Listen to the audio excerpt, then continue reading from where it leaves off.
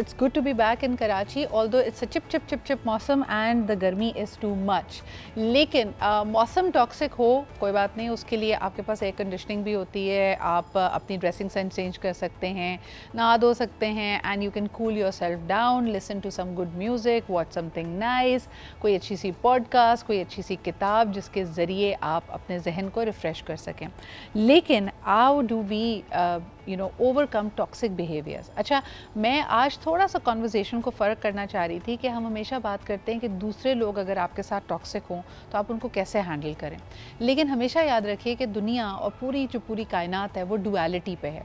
आप ऐसा नहीं कर सकते कि अगले बंदे को टॉक्सिक कहें और इस बात को रिकग्नाइज़ ना करें कि अगर तो वो आपके एक्सपीरियंस में आया है, आपके साथ इंटरेक्ट कर रहा है, या आपने उसको बर्दाश्त किया है, या ये जो सिचुएशन है आपकी लाइफ में डिटीरिएट हो रही है, तो उसमें कहीं ना कहीं हिस्सा आपने भी डाला है, और वो हिस्सा क्या है ये जानना बहुत अहम है. So that is what we are going to focus on कि दूसरों की टॉक्सिसिटी को छोड़ के ज़रा अपने टॉक्सिक बिहेवियर्स पे नज़र डालिए. और तभी बड़ी इंटरेस्टिंग मीम्स भी आपने देखी होंगी जिसमें जब आप किसी को नए नए जान रहे होते हैं तो आप कहते हैं कि अब मैं इतना सेल्फ अवेयर हूँ कि मैं बता सकता हूँ कि what is my own toxic trait. तो जब आपको ये रिकग्नाइज़ हो जाए, पहला स्टेप है कि जी आपने किसी भी मसले का इदराक कर लिया है और उसके बाद आपने उसको सॉल्व करना है.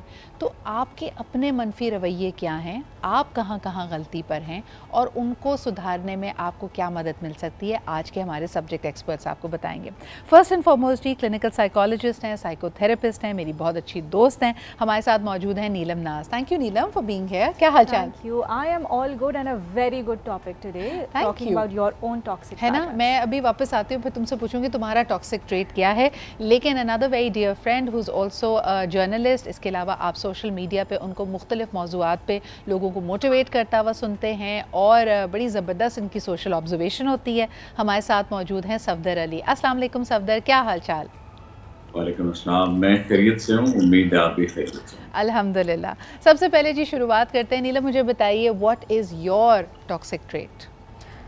ओके, फॉर स्टार्टर्स अगर लिस्ट को शुरू करें तो I think avoidance. You know, जब भी कोई स्ट्रेसफुल सिचुएशन आती है, so my first response is avoid कर लेते हैं, थोड़ा वेट कर लेते हैं, शायद ये खुद ही रिजॉल्व हो जाए before have to jump into it. And starting from there Sidra, I am very glad कि साइकोलॉजी की और मेंटल हेल्थ की अवेयरनेस मास्टर्स में बहुत ज़्यादा तेज़ी से आ रही है. लेकिन उसका जो सबसे बड़ा ड्रॉबैक जो मैं अपनी क्लिनिकल प्रैक्टिस और क्लाइंट्स में भी देखती हूँ कि हम कॉन्स्टेंटली प्रीऑक्यूपाइड हो गए हैं कि दूसरों के अंदर टॉक्सिक बिहेवियर्स क्या हैं, या ये जुमला कि मेरा पार्टनर बड़ा टॉक्सिक हो गया है, ये हम इतनी रवानी से यूज़ करने लगे हैं कि कहीं ना कहीं हम अपनी सेंस ऑफ रिस्पॉन्सिबिलिटी को उसमें मिस आउट कर रहे हैं. यानी हम दूसरों को लेबल कर रहे हैं, जज कर रहे हैं और तमाम मसाइल दूसरों में देख रहे हैं, सिवाय बजाय इसके कि अपने ऊपर भी नज़रसानी करें. एब्सोल्युटली.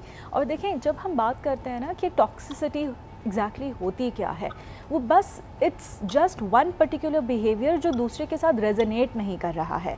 आपकी अपनी पर्सनालिटी, आपके अपने ट्रेड्स बिल्कुल होंगे, लेकिन अगर वो किसी और के साथ वो क्लिक नहीं कर रहे, उस सिचुएशन में जो है वो फिट नहीं हो रहे हैं, तो प्रॉबेबली वो उस डायनामिक में टॉक्सिक हो रहे हैं. For example, if you too caring, ठीक है, आप लोगों का बहुत ख्याल करते हैं, you too giving, very healthy in your personal life, वही चीज़ अगर आपकी प्रोफेशनल लाइफ में हो जाएगी, so it might turn into a drawback. No, but I am sorry, even in a personal life अगर मैं बात करूं, जैसे तुमने कहा कि अवॉइडेंस, मुझे ऐसा लगता है कि this is a very common toxic trait. हम अपने आप को जितनी हमारी इस्तिताअत है उससे ज़्यादा गिविंग और अच्छा समझते हैं, और शुरू में अगर आप किसी भी नए रिश्ते में हैं या आप फॉर एग्ज़ाम्पल एक नई जॉब पर हैं, तो वहाँ पे आप अपना एक जो आउटवर्डली इम्प्रेशन दूसरों पे बनाना चाहते हैं वो बड़ा सब्र तहम्मुल वाला, बड़ा कंजीनियल, बड़ा अच्छा इंसान. तो जो चीज़ आप कह रहे हैं ना कि आप अवॉइड कर रहे हैं, बेसिकली आप अपने आप को भी स्ट्रेच कर रहे होते हैं, टेस्ट कर रहे होते हैं कि यार maybe I can give more, maybe I can be nicer to the person. जबकि मुझे लगता है कि कहीं ना कहीं the real toxic trait is कि आप अपनी अच्छाई को as a manipulation strategy use कर रहे हैं. सफदर, आपको नहीं लगता कि साफ गोई हमारे यहाँ दो ज़ुमरों में आती है? नंबर वन, जो लोग साफ गो होते हैं वो कहते हैं कि जी मैं कड़वी बात करूँगा लेकिन मैं सच बोलूँगा. सच को हमेशा कड़वा ही होना चाहिए? टॉक्सिक ट्रेट ये भी तो है ना कि पहले हम सच बोलते नहीं हैं, और जब बोलते हैं तो हमारी बस हो चुकी होती है, तो हम बोलते नहीं हैं, हम फट पड़ते हैं. तो ज़रा इस पे बात कीजिएगा. मुर्दा बोले तो कफन फाड़ के बोले. असल बात ये है. दूसरी बात ये कि सैफुद्दीन सैफ साहब ने कहा था, सैफ अंदाजे बयां रंग बदल देता है, वरना दुनिया में कोई बात नई बात नहीं। बुनियादी तौर पर तमाम तर बातें वही होती हैं, लेकिन जब भी कोई जज्बा, जब भी कोई ख्याल तवाज़ुन की हद से बाहर निकलेगा और वो लफ्ज़ों की सूरत में बाहर आ जाएगा, तो जान लीजिए कि वो टॉक्सिक हो जाएगा। चाहे वो पॉजिटिव जज्बा है, चाहे वो नेगेटिव जज्बा है। मोहब्बत पॉजिटिव जज्बा है, माफ़ करना पॉजिटिव जज्बा है, हर हद तक पॉजिटिव जज्बा है। सही। लेकिन जो ही ये तवाज़ुन की हदों को खराब कर देगा, तो उस वक्त क्या होगा, मामला खराब होते चले जाए। बिल्कुल सही। सफदर, अब जैसे कुछ चीज़ों को आज की मेरी इस कॉन्वर्सेशन में कोशिश होगी कि जिन चीज़ों को हम अपना पॉजिटिव ट्रेट समझते हैं, दरअसल उसमें टॉक्सिक होने की कितनी टेंडेंसी है, इस पे अगर हम रोशनी डाल पाएँ। मिसाल के तौर पे कोई शख्स कहता है मैं बहुत केयरिंग हूँ, बहुत मोहब्बत करने वाला हूँ, लेकिन दरअसल दूसरे को वो बहुत सफोकेटिंग लग रहा है, बहुत क्लिंगी लग रहा है, तब आपका मशवरा क्या होगा? देखिए, बिल्कुल आपकी बात ठीक है। केयरिंग होना अच्छी बात है। वही आप बात आ गई जो मैंने पहले जिससे आगाज़ किया कि जब तवाज़ुन नहीं रहेगा ना केयरिंग होने में, यानी वासिफ अली वासिफ साहब का जुमला है कि तुम्हें छड़ी घुमाने की आज़ादी है लेकिन अगले की गर्दन तक। इसी तरह से आपको केयर करने की आज़ादी है, लेकिन उस वक्त तक जब तक वो आपकी केयर को रिसीव कर रहा है, जब तक वो उसे एक्सेप्ट भी कर रहा है। आपने एक सवाल पूछा था जो पहले मेहमान मौजूद है उनसे कि आपकी एक नेगेटिव ट्रेट या टॉक्सिक ट्रेट क्या है। इसी तरह से जब मैं पढ़ रहा था, जब चीज़ों को मैं देख रहा था, तो मुझे ऐसे लगता था कि मेरी टॉक्सिक ट्रेट ये है कि मैं डिफेंसिव हो जाता हूँ। डिफेंसिव होना एक अच्छी बात है, लेकिन इस हद तक डिफेंसिव होना कि सामने वाला शख्स शर्मिंदा होने लग जाए और उसे ये लगने लग जाए कि ये तो मुझे उल्टा गलत साबित करने लग गया, ये एक गलत होता है। जिस पॉइंट की जानिब आपने इशारा किया कि बहुत ज़्यादा केयरिंग होना और वो केयरिंग होना एक दूसरे के लिए दर्द-ए-सर बन जाए, ये अमूमी तौर पर इस वक्त भी हमारे मुआशरे का एक मजमूई तौर पर रवैया बन चुका है। बिल्कुल, बिल्कुल। बल्कि हम उसको डिटैचमेंट होना शुरू हो जाती है। बिल्कुल सही। अच्छा जी, हमें इस वक्त प्रोग्राम में मौज़म शहबाज भी ज्वाइन कर रहे हैं। We know him as the CEO of नकीब्स। लेकिन इसके अलावा आज हम बात कर रहे हैं मौज़म, अभी तक की गुफ्तगू में टॉक्सिक ट्रेट्स का जिक्र हो रहा था कि हमारी वो चीज़ें जो हम समझते हैं कि बड़ी अच्छी क्वालिटीज़ हैं, लेकिन दरअसल दूसरे के लिए दर्द सर या परेशानी का बायस बन सकती हैं। हर कोई अपने अपने टॉक्सिक ट्रेट की बात कर रहा है। हमें नीलम ने बताया कि she tends to avoid conflict और वो अवॉइडेंस की तरफ जाती हैं। अगर सफदर ने अपना सच बोला कि जी मुझे लगता है मैं डिफेंसिव बहुत हो जाता हूँ, मौज़म आपका टॉक्सिक ट्रेट क्या है? मुझे कभी-कभी लगता है कि मैं बहुत एक्सपीरियंस्ड हूँ और मैं ज़्यादा ठीक हूँ। अच्छा, सेल्फ राइचियस हो जाते हैं आप? जी, मुझे लगता है कि मैं वही बात डिफेंसिव वाली कि नहीं, मेरा एक्सपीरियंस इतना ज़्यादा है, मेरा एक्सपोजर ज़्यादा है, तो शायद मैं जो कह रहा हूँ वो ठीक है और दूसरा जो कह रहा है वो मे बी कि उतना ठीक नहीं है। तो ये एक टॉक्सिक बिहेवियर है। अच्छा, और आपको लगता है कि इस चीज़ को जस्टिफाई करने के लिए आप क्या रीजंस देते हैं दूसरे को कि भाई मेरा बहुत तजुर्बा है, मैंने दुनिया ज़्यादा देखी है, मैंने धूप में बाल नहीं सफ़ेद किए हैं, वो वाली सारे आप आर्ग्यूमेंट्स देते हैं? बिल्कुल ऐसे ही 100%। बिल्कुल सही। नीलम, ये क्या निशानदेही करता है, यानी एवरीवन? अच्छा, सवाल ये भी है कि अगर मैं अपने सारे ही ट्रेट्स को टॉक्सिक ट्रेट मानूं, क्योंकि बात तो वही तवाज़ुन की आ जाती है ना, और कभी कभार अनमाइंडफुली विदाउट नोइंग हम तवाज़ुन खो रहे होते हैं, तो आप क्या कहेंगी when you give perspective to a client, how do you do it? देखिए सदरा, पहले तो हमें ये चीज़ चेक करनी है कि एक पर्टिकुलर बिहेवियर या आपका रवैया या आपका सोचने का अंदाज़ कितना ज़्यादा हावी हो रहा है।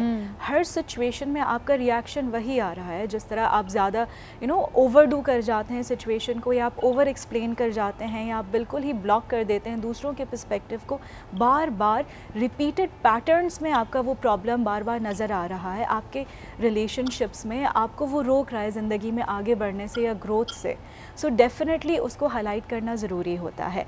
देखें, सारे बिहेवियर्स ये नॉर्मल बिहेवियर्स हैं। ये हमारा डिफेंसिव होना या अवॉइड करना, इसका पर्पस क्या है कि हम पेन को अवॉइड करना चाहते हैं, हम वल्नरेबिलिटी को, हम वीक फील नहीं करना चाहते एज ह्यूमंस, राइट? सो हम ये सारे बिहेवियर्स को अडेप्ट करते हैं ताकि हम प्रोटेक्टेड फील कर सकें। बिल्कुल सही। बट अगर यही चीज़ बार बार होने लगेगी तो वो प्रोटेक्शन क्या, वो हमें स्टॉप कर देगी from actually connecting to other people and also from connecting to ourselves. तो वहाँ पर वो अवेयरनेस होना और उस अनसर्टनिटी को, उस एंजाइटी को टॉलरेट करना कि हाँ मैं कभी कभी गलत भी हो सकता हूँ, बट दैट डजंट मीन कि I am a person who doesn't know anything. Absolutely. मैं अपनी साइकोथेरेपी पे चली गई थी, नीलम आज साथ बैठी हुई, तो उन्होंने गलती कर दी मुझसे पूछ के कि सिद्रा आपका टॉक्सिक ट्रेट क्या है। तो आई वाज टेलिंग हर कि my toxic trait is to become too emotionally attach to anything and everything that I am doing. यानी चाहे वो काम हो तो उसमें मुझे एक सर्टन लेवल ऑफ परफेक्शन चाहिए होती थी। और ये मैंने अपने एक सोशल मीडिया कन्फेशन में भी आपको बताया, the biggest mistake I was making was that I was a perfectionist. तो वो अपने आप को भी एक इतने हाई स्टैंडर्ड पे होल्ड करना, बाकियों की भी ज़िंदगी जीरन कर देना, उससे बहुत कुछ सीखा है। Now I feel I am getting better. But coming back to divorces, Neelam अभी हम बात कर रहे थे कि 2-3 इस्तिलाहात या डायग्नोसिस बहुत आम इस्तेमाल हो रहे हैं। People are very quick to label कि जी जिस शख्स को मैंने छोड़ा है, जो रिश्ता नाकाम हुआ है, उसमें गलती अगले बंदे की थी और नार्सिसिस्ट था, मैं एम्पैथ हूँ। जब आप ये सुनती हैं तो आपका क्या रिएक्शन होता है? देखिए, एज अ क्लिनिकल साइकोलॉजिस्ट जब लोग ये डायग्नोसिस को इतना लाइटली यूटिलाइज करते हैं, that's not what it was. आपका एक्सपीरियंस ज़रूर नेगेटिव था, you felt unheard, you felt not validated, not accepted by that person, लेकिन उसका ये मतलब नहीं है कि उस एक पर्सन को एक पर्सनैलिटी डिसऑर्डर है, राइट। नार्सिसिज्म को जो हम इतना कॉमनली यूज़ कर रहे हैं वो एक बहुत बड़ी कैटेगरी और वो एक बहुत बड़ा डायग्नोसिस है। इस तरीके से मिसाल के तौर पे हम कह रहे हैं किसी को कैंसर हो, you know, so that is how big it is in psychology. So definitely आपका उनसे कनेक्शन नहीं था। होता ये क्यों है सिद्रा, हम क्यों दूसरों को नेगेटिवली लेबल करते हैं और अपने आप को पॉजिटिव लाइट में देखना चाहते हैं कि सबकॉन्शियसली हमें विक्टिम रोल पसंद है। हम चाहते हैं कि हम मजलूम हैं। एब्सोल्युटली, हाँ। सामने वाला ख़राब है, उन्होंने हमारे साथ ज़्यादती की है और हम बेचारे थे that we couldn't navigate it. But as adults ज़रूरी नहीं है कि ये एक ही नज़रिया हो उस पूरी सिचुएशन को देखने का। अच्छा, मुझे बताएं कि मौसम आपकी तरफ लाना चाहूँगी and I want to apply to organisations. हम एक कॉमन इस्तिलाह इस्तेमाल करते हैं कि जी people don't leave jobs, they leave bad bosses. और यही चीज़ जैसे हम अभी डिवोर्स का जिक्र कर रहे थे, हर वो शख्स जिसने कोई नौकरी छोड़ी है तो वो कहता है जी मेरी बस हो गई थी, काम बड़ा मंडेन था, बॉस बड़ा टॉक्सिक था।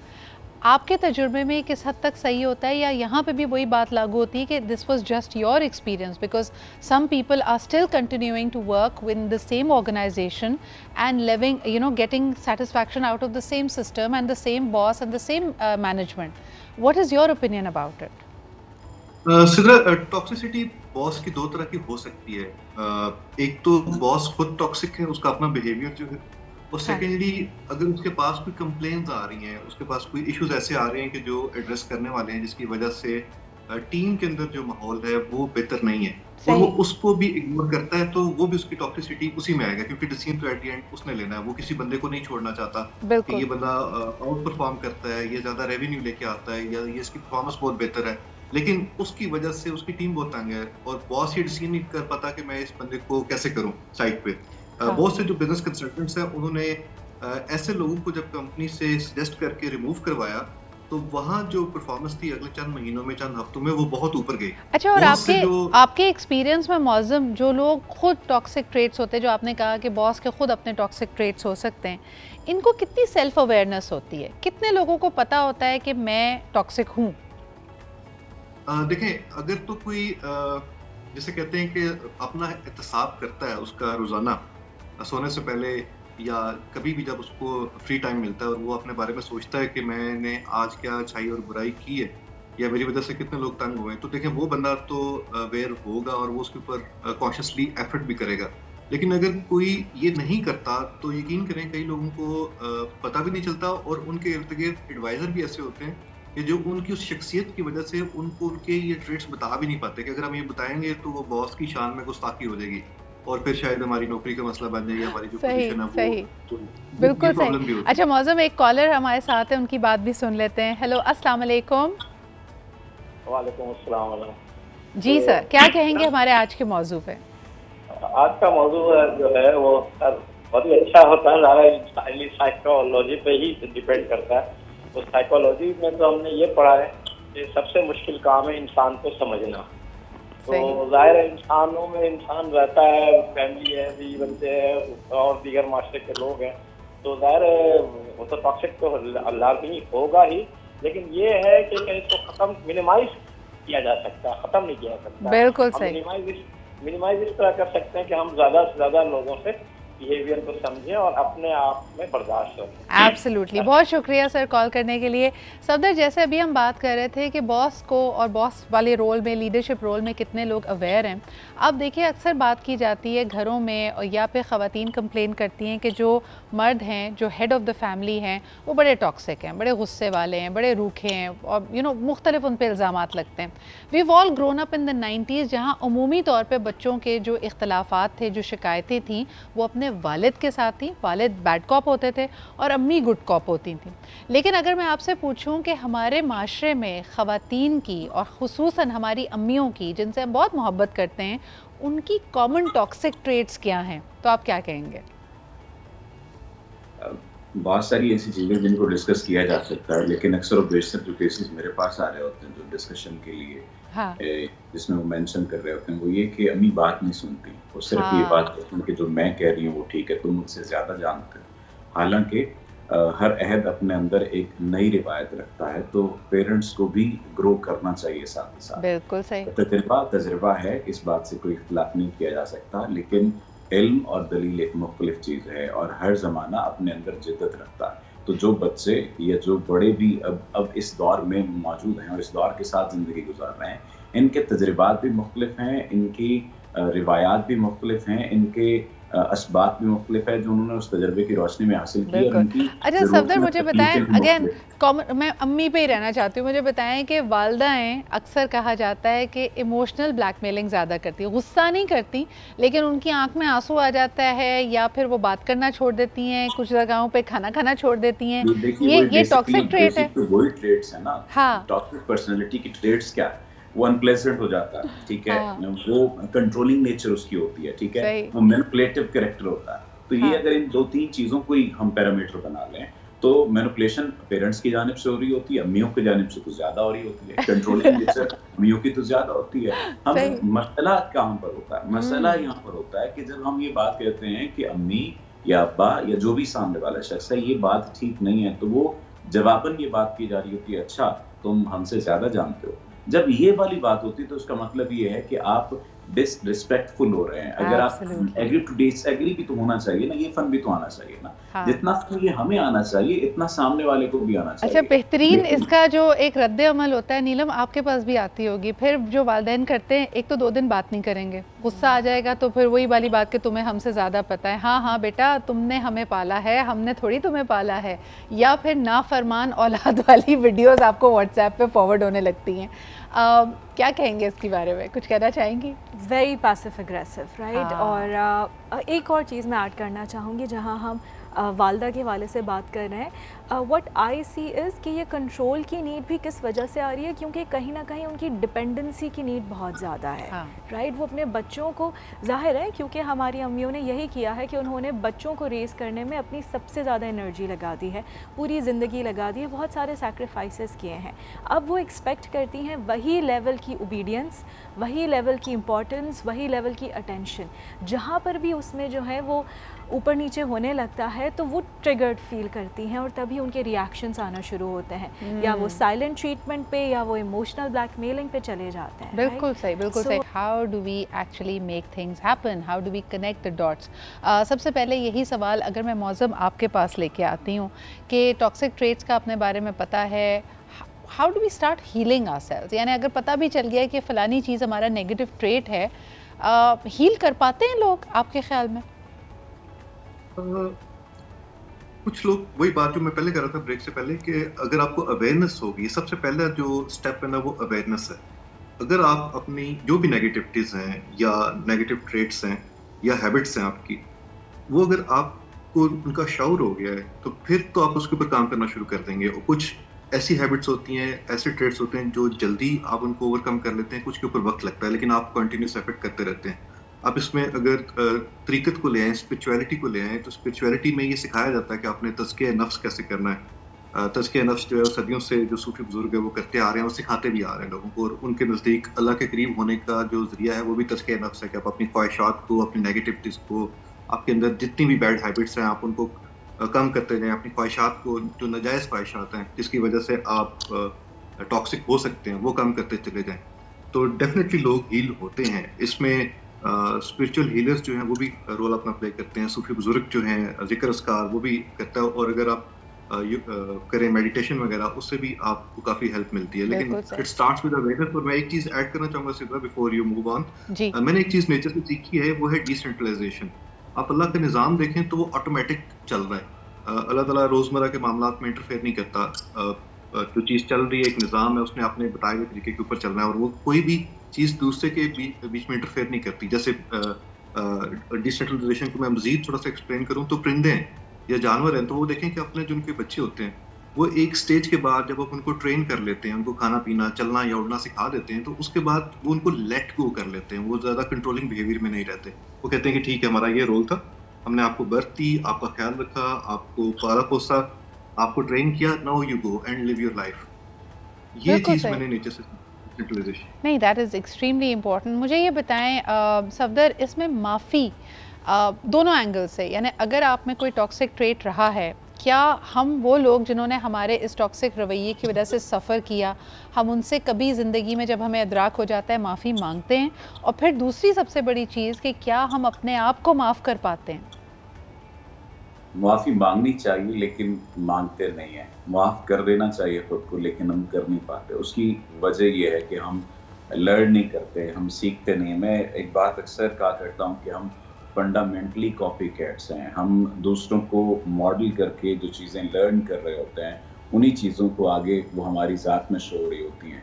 इसी वजह से एक बात कही जाती है कि अगर आप 3 अक्लमंद लोगों के साथ हैं तो चौथे आप हैं, 3 पढ़े लिखे लोगों के साथ हैं तो चौथे आप हैं, 3 लालची लोगों के साथ हैं तो चौथे आप होंगे, 3 कारोबारी लोगों के साथ होंगे तो चौथे आप बन जाएंगे। ये इसी तरह से है कि अगर हम ऐसे लोगों के साथ उठना बैठना, ये एक हिस्सा मैं बता रहा हूँ, और बहुत सारी चीज़ें इसमें शामिल होती हैं। आपके साथ साइकोलॉजिस्ट मौजूद हैं, वो इस पर बेहतर रोशनी डाल सकती हैं। लेकिन हमें मुआफ़ करना सीखना पड़ता है, हमें मुआफ़ी मांगना भी सीखना पड़ता है। मुआफ़ी मांगना और मुआफ़ करना अपने आप को बुनियादी तौर पर ये 2 बहुत बड़े बहादुरी के काम है। हमने अगर किसी के साथ गलत किया है और आपको ज़िंदगी के किसी हिस्से में जाकर एहसास हो जाए, तो आप कहीं ना कहीं अपनी अना को बहुत पीछे छोड़कर, अपनी अना के फॉल से निकलकर उसके पास जाकर ये बात कहें कि मैंने ये बात गलत की थी। ये अपनी ज़ात के ऊपर क्रॉस लगाना वाली होता है एक तरह से, लेकिन यही क्रॉस लगाना आपको बड़ा कर देता है। इस बड़े होने के लिए जाहिर है कि आपको हिम्मत चाहिए होती है, आपको ताकत चाहिए होती है, और इस किस्म की जो हिम्मत और ताकत है, यानी ग्रेसफुलनेस जो है, वो बहुत कम आती है और बहुत कोशिश से आती है। अगर ये ऐसा कर लिया जाए तो मुमकिन है। जहाँ तक मैं अगर अपनी ज़ात की बात करूँ तो कमोबेश ज़िंदगी के इस 28वें 29वें साल में जाके इस बात का एहसास होता है कि माफ़ी मांग लेना दर हकीकत। बिल्कुल सही। अच्छा नीलम, आप दोनों जेंडर्स को कैसे देखती हैं? आप जैसे हम अक्सर ये बात करते हैं कि सोसाइटी ने मर्द के लिए ये रूम ही नहीं रखा कि they can come out and accept their mistakes, be vulnerable, be weak, और यही ट्रेड्स अब ख़वातीन भी सीखती चली जा रही हैं कि उनको लगता है कि अपनी कमज़ोरी का इजहार करना या अपने अंदर लचक का इजहार करना ये बहुत बड़ा फ्लॉ है, और उसको कंसील करने के चक्कर में हम सब ने अपने अपने गिर्द एक बड़ा ही मजबूत अहाता खींच लिया है। And we are very afraid of connection, और जिन चीज़ों को हम गेज कर रहे होते हैं that is not really true connection. आपकी एडवाइस क्या होती है लोगों को? देखें, ये हमारा एक प्रोटेक्शन का मैकेनिज़्म है। हम ज़ाहिर है हमारी बुनियादी नीड है कि हम लोगों से कनेक्ट करें, हम जेन्युइनली एक्सेप्टेड फील करें, अपने फ्लॉज के साथ किसी को हम एक्सेप्टेबल हों, राइट। लेकिन होता यह है कि हमारे एक्सपीरियंसेस बनते रहते हैं जहां हमें लगता है कि मेरी पर्सनालिटी का ये पार्ट जो है ये पसंद नहीं है, तो मैं इसको छुपा लूँ, फिर एक और पार्ट ऐड हो जाता है। इस तरीके से हम इतने पार्ट्स को छुपा लेते हैं दूसरों से कनेक्ट करते हुए that we don't even know if we are actually genuinely connecting to other people और नॉट। अगर हम वाकई हेल्दी कनेक्शंस डेवलप करना चाहते हैं तो वी हैव टू एक्सेप्ट कि वल्नरेबिलिटी उस कनेक्शन का हिस्सा है, और जब तक हम ओपन नहीं होंगे, whether it's forgiveness, whether it's acceptance, और ये बात भी हमें नज़र में रखनी चाहिए कि वक्त चेंज होगा, ठीक है, पेन जो है हम उससे भाग नहीं सकते। अगर किसी रिलेशनशिप ने एंड होना है तो हम शुरू से ये मैनिफेस्ट करें कि ये रिलेशनशिप तो कल को ख़त्म हो जाएगा, मैं अपने जो है XYZ ऑप्शंस रख के रखूँ, सो आप डेफिनेटली उस रिलेशनशिप को मौका ही नहीं। मुझे लगता है हम we are too bought into the idea of happily ever after. चाहे हम नई जॉब शुरू करें, नया कारोबार शुरू करें, हम पहले नौकरी कर रहे थे, हमें बड़ी डांट पड़ती थी, हम अपने कारोबार में हमें लगा कि हम बड़े आज़ाद हो गए, now I will call the shots. वहाँ पे भी तो हम एक हैप्पीली एवर आफ्टर ही ढूंढ रहे हैं ना मौज़म, और जब वो हमारी तवक्कुआत पे पूरा नहीं उतरता तो फिर हमें समझ नहीं आती कि हमने क्या करना है। आप क्या कहेंगे? बिल्कुल 100% मैंने कुछ पॉइंट्स भी लिखे हुए थे जो अच्छा कि आपने मुझे मौका दे दिया। ये जो परसेप्शंस और बिलीफ्स होते हैं आपने पहले से बनाए होते हैं, उसकी वजह से ये प्रॉब्लम्स होती हैं कि आपने जो भी पहले से सोचा हुआ है और आप उसको, अगर आप में उस चीज़ को अनलर्न करने और रीलर्न करने की कैपेसिटी नहीं है, ये ट्रेट नहीं है, तो आप डेफिनेटली वो जो आपका पहले बिलीफ सिस्टम है या परसेप्शंस है, आप उसको चेंज नहीं कर पा रहे और आप उसी के ऊपर चलते जा रहे हैं और आपको आइडिया नहीं कि आप अपना भी कितना नुकसान कर रहे हैं और आपने इर्द गिर्द के लोगों का भी नुकसान कर रहे हैं। ब्रेक से पहले आपने क्वेश्चन किया था जिसको हम दोबारा टच अपॉन नहीं कर सके जी। हम अपने पास्ट को नहीं छोड़ पाते। पास्ट को मैंने ये महसूस किया, अपने एक्सपीरियंस से देखा मैंने कि जो लोग पास्ट में रहते हैं उनके साथ अगर आप पास्ट को डिस्कस कर लें दफा उनके जो भी कंसर्न्स हैं तो वो उनको काफी हेल्प मिलती है। हाँ, अगर अच्छा, हम दोबारा कनेक्ट करेंगे सफदर, ये बड़े अच्छा पॉइंट था, I wanted to come to it in the end. Past से मुराद है कि जो भी हमारा पैटर्न है, जो भी हमारी एक्सपेक्टेशंस हैं, जो माजी में हमारे साथ हुआ, हम उसी को रिक्रिएट कर रहे हैं या फिर हम उसको अवॉइड कर रहे हैं। हमें वो पुराने दिन इतने अच्छे लगते थे कि हम वहाँ पे जाना चाहते हैं, जैसे कि किसी भी रिश्ते के अवाइल में जो हनीमून फेज था, हम कहते हैं यार वो वक्त वापस आ जाए, या फिर हम गुज़िश्ता वक्त में वैसे रह रहे हैं कि जी बचपन में बड़ा अच्छा वक्त गुजारा था, हमारे वालिदैन जब हयात थे तब बड़ा अच्छा वक्त गुजरा था। तो being stuck in the past आपका टॉक्सिक ट्रेट कैसे बन जाती है आपके ख्याल में? देखिए, पहले तो ये जानना जरूरी है ना कि हम माजी की तरफ भागते क्यों हैं। इस वजह से कि हम मुस्तकबिल से भाग रहे होते हैं। अगर मुस्तकबिल अच्छा खूबसूरत होता है ना तो आप माजी की कब्रिस्तान में नहीं जाकर बैठते, और माजी की कब्रिस्तान पर जाकर आप तिलावतें नहीं कर रहे होते अपने गमों की। ये बात तयशुदा है। अब भागने का मकसद नहीं है कोई, आपको एक्सेप्ट कर लेना चाहिए। अगर वो गलती हो गई तो उस गलती का खुमियाजा अगर आपने भुगत लिया तो भी ठीक है, अगर खुमियाजा नहीं भुगता तो उसको एक्सेप्ट करके उसको ठीक करने की जानिब जाना चाहिए। एक पॉइंट जो यहाँ पर मैं ऐड करना चाहूँगा, मिस नीलम ने, गालिबन नाम मिस नीलम ही है, उन्होंने एक बात की कि आपको पहले से आइडिया होना चाहिए कि इस ताल्लुक में तो ख़त्म होना है, तो आपको 3, 4, 5 या कोई भी उसके जो है वो आपको मुतबादिल के तौर पर आपके जहन में होना चाहिए, उसके मुतबादिल के तौर पर जाना चाहिए। अगर आपको पहले से ही पता हो कि आपको ये तकलीफ मिलती है तो मिलनी है, तो उस तकलीफ की जानिब आप जाएं क्यों? अगर आपको पहले नहीं, से उनका कहने का शब्द थोड़ी सी करेक्शन करना चाहूँगी। शी इज़ लाइक कि a lot of people approach relationships with that mindset. यानी अगर आपके माजी में कोई तल्ख एक्सपीरियंस रहा होता है तो कहीं ना कहीं आपके दिल में ये खौफ होता है कि भाई हर मिलने वाले शख्स में यही बुराइयां होंगी, या तो वो वफादार नहीं होगा या वो मुझे किसी तरह की तकलीफ पहुँचाएगा। तो कहीं ना कहीं आप एक जी उस टाइम पीरियड में तो हमें फिर ये भी देखना चाहिए ना कि हमने कितना मार्जिन ऑफ एरर दिया, हम कितने टॉक्सिक नहीं थे, हम कितने एग्जिबिशनिस्ट नार्सिस्टिक नहीं थे, क्योंकि नार्सिज्म तो जाहिर है कि मौजूद होता ही होता। तो उस टाइम पीरियड में हमें ये भी तो देखना चाहिए ना कि हम अपने नार्सिज्म की किस तरह से नुमाइश। अच्छा नीलम, आपके पास फाइनल कमेंट्स के लिए आऊँगी। When we are stuck in the past और हम बहुत कोशिश के बावजूद नहीं निकल पा रहे, तो what's your one tip very quickly? Look forward to something in the future. Yes, ठीक है, पिक ऑन समथिंग जो आप चेंज करना चाहते हैं, हाँ, and look forward and move ahead with that. बिल्कुल सही है। So that is you know something to look forward to, जो आपने पास में एक्सपीरियंस नहीं की, feel it, imagine it, and it will help you move forward and do everything that it requires. बहुत शुक्रिया, मौसम हमारे साथ थे, Safdar and Neelam had a fantastic conversation. इस पर आपके कमेंट्स और फीडबैक को हमें ज़रूर दीजिएगा। कल इंशाल्लाह ताला आपसे फिर मुलाकात होती है। अपना बहुत ख्याल रखें, and do keep that comment and feedback coming. Inshallah, I'll see you tomorrow.